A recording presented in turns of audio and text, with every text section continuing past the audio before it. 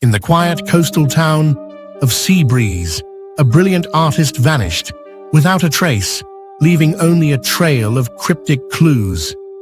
His sister Chloe refuses to believe the ocean took him, uncovering a dark conspiracy hidden beneath the waves.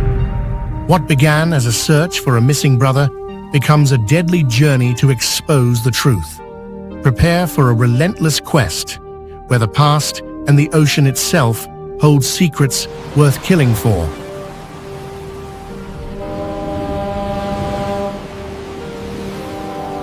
I've reviewed the evidence you provided, Chief Miller, and it's clear my brother didn't just disappear. Someone is covering this up.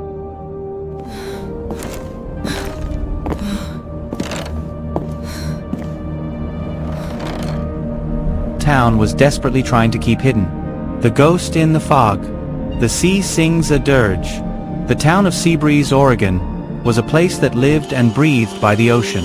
It was a place of perpetually gray skies and salt-crusted windows, where the sound of crashing waves was as common as the passing of time itself. For Chloe Vance, a young true crime podcaster, this raw, rugged coast was the only true home she had ever known, a feeling inextricably tied to her older brother, Elias. Elias Vance was the soul of Seabreeze, a brilliant but tormented artist who saw beauty in the wreckage. His colossal sculptures, crafted from the refuse of the Pacific, driftwood, rusted buoys, and barnacle-covered metal, were a testament to his uncanny ability to find poetry in decay. Chloe had arrived for a week-long visit, a desperate attempt to reconnect with the only family she had left. Their last night together had been a wild, beautiful blur of bonfire smoke, cheap wine, and the rhythmic roar of the surf. But in the morning, the silence was a physical weight. The sun, a pale coin in the sky, cast long, cold shadows across Elias's cluttered studio. The coffee pot was cold, the bed unmade, and the front door stood ajar, as if it had been left to the mercy of the wind. A sickening knot of dread tightened in Chloe's stomach. It was a silence that felt not empty, but heavy with absence. Something was terribly wrong, and the ocean, a creature he loved more than life itself, seemed to be whispering a low, mournful dirge. Against the tide. The air in Chief Miller's office was thick with the scent of stale coffee and the crushing finality of a closed case. Chloe's heart hammered against her ribs, a frantic drumbeat of defiance against the weary indifference in the chief's eyes. "Miss Vance," Miller said, his voice a low, gravelly rumble that matched the perpetual rumble of the sea outside. "Your brother had a history. The note on his easel. I am merging with the deep. It's a classic sign. They always say something like that." His tone was polite but dismissive, as if he were discussing a weather report. Chloe's knuckles were white as she clenched her hands. "No," she whispered, her voice laced with a raw, desperate fury. "You don't understand. Elias wrote poetry. That wasn't a suicide note. It was a line from a new piece. A new artistic vision. You're giving up on him because he was different." The chief just sighed, his face a granite mask of polite dismissal. He saw a runaway, a troubled artist.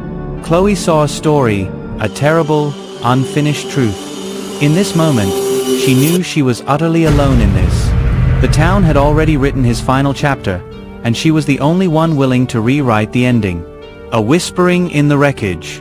Chloe's own investigation began where her brother's had ended, in the cavernous, chaotic space of his studio. She began to truly look at his unfinished work. The latest sculptures, she realized, were a haunting departure from his earlier pieces. They were filled not with driftwood, but with strange, iridescent fragments of what looked like metal and plastic that shimmered with a sickly, ethereal glow. They were beautiful, but they were also menacing. She began interviewing the local fishermen, a secretive, tight-lipped community, their faces weathered and their eyes full of secrets. Most turned her away, but one old man, a friend of Elias's named Finnegan, pulled her aside. His eyes, the color of a stormy sea, were full of fear. "He saw the ghost in the fog, Chloe," Finnegan rasped, his voice a dry whisper that seemed to get lost in the wind. "That's what he was hunting. And you don't go looking for that." He turned and walked away, leaving Chloe with a cryptic puzzle and a creeping sense of dread that told her the ocean held more than just a brother's body. it held a secret worth killing for. The map of a doomed man. The breakthrough was not a whisper, but a silent scream hidden in plain sight. With the help of Dr. Anya Sharma, a local marine biologist and Elias's occasional collaborator, Chloe began to dissect the last sculpture. It was a massive, churning wave of twisted debris, and Anya's clinical eye saw what Chloe's emotional heart had missed. The fragments were not randomly placed. The strange, glowing shards created a constellation, an intricate map that spoke in a language of coordinates. They worked through the night, their fingers raw, their minds racing, fueled by cold coffee and a desperate hope. Finally, the coordinates emerged, pointing to a secluded, treacherous stretch of the coast, a place whispered about by the locals as the Boneyard, a graveyard of half-sunken fishing vessels. Dr. Sharma's face was white. "That's a dead zone," she whispered, her voice a tremor. "The currents are lethal. No one goes there." But Chloe knew, with an icy certainty that chilled her to the bone, that if she wanted to find out what had happened to Elias, she had no choice. She had to go to the place where his art had led her, to the place where all things were lost. A graveyard of secrets. The fog rolled in, a thick, suffocating blanket that swallowed all sound and light. Chloe and Dr. Sharma piloted a small boat into the boneyard, the air a heavy, metallic brine that tasted of rust and decay. The skeletal wrecks of old fishing boats loomed out of the mist like silent, monstrous predators. The water was a strange, oily mirror, swirling with a sickly, iridescent rainbow of colors. This was the ghost in the fog. It wasn't a mythical sea creature. It was a shimmering, toxic chemical slick. They discovered a half-sunken trawler, its name long gone, its deck littered with empty barrels. Caked in mud and barnacles, they found a waterproof camera. With trembling hands, Chloe pried it open. The first file was a video, a shaky, terrifying 10 seconds of her brother arguing with two burly men, his face a mask of furious determination, before a violent shove sent the camera clattering to the deck. The roar of the waves on the video was a cold, brutal punctuation marked to her worst fears. A ghost in the machine. Her heart was a lead weight in her chest as she clicked on the final video file. It was a close-up of Elias, his face bruised, his clothes torn. The camera was unsteady, but his gaze was sharp and focused. He looked directly into the lens, and for a chilling moment, Chloe felt like he was speaking to her from beyond the grave. "Chloe," he said, his voice a hoarse whisper, "they're dumping something out here. Something vile. This is the ghost in the fog I was talking about. It's poison, Chloe. And I was documenting it. My art. It wasn't just a sculpture. It was a record. A map." A single, poignant tear streamed down his dirt-stained cheek. "I'm sorry, little sister. I'm not a ghost. I was just a witness." His final words were swallowed by the sound of heavy footsteps.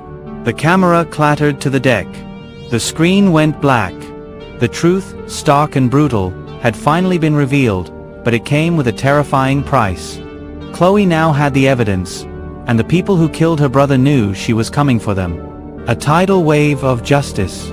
Chloe and Anya barely made it back to shore before the corporation's security showed up.